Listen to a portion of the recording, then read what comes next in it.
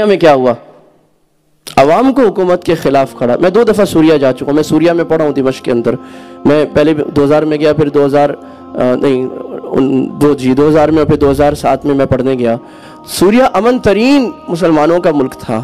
مشائخ کے حلقے پھیلے ہوئے تھے. ہم صبح پڑھ کر دوپہر نکل جاتے تھے اور پورے دمشق میں ہمیں پتا تھا, ہمارے پاس نقشہ تھا کہ فلاں مسجد میں فلاں شیخ کا حلقہ ہے, فلاں ہزار لوگ مرد اور عورتیں علمی دروس. یعنی ایسے نہیں کہ مولوی صاحب آگے آنکھیں کھول کے صبح اٹھا کے نہائے دھوئے بغیر اور بیان شروع کر دیا.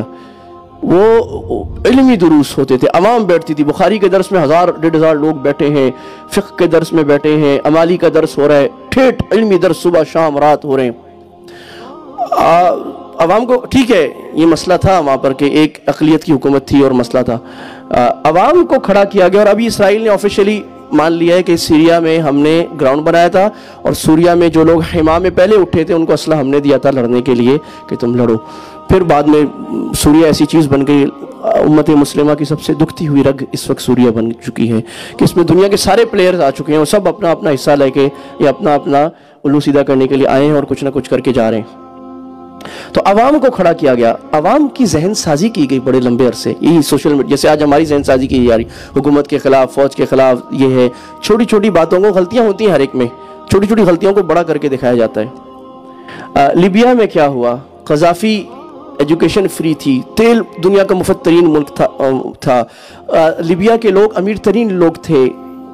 ایسی فضا بنائی گئی کہ لوگوں نے کہا کہ قذافی ظالم ہے. ٹھیک ہے قذافی کی غلطیاں بہت تھیں, اس کا دین بھی مشکوک تھا, عجیب سا اس نے قرآن بھی دوسرا کو بنایا ہوا تھا, لیکن بہرحال ایک حکمران اگر ہٹ جائے تو اللہ کے نبی صلی اللہ علیہ وسلم نے فرمایا تھا یہ سب سے بڑا فتنہ ہے.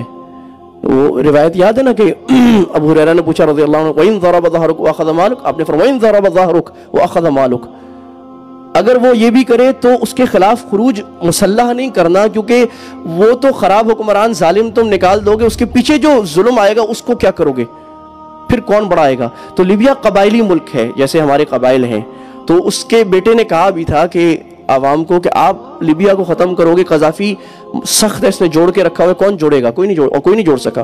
اور لیبیا کا جوڑنا بڑا مشکل ہے کیونکہ قبائل ہیں, اور قبائل ہماری طرح کے ہیں بالکل, اخروٹ بھی ہیں اور اس میں جذباتی بھی ہیں اور نسوار کھانے والے بھی ہیں اور اس میں تمباکو کھانے والے بھی, سارے ہیں, ڈس کرنے والے لوگ ہیں بالکل.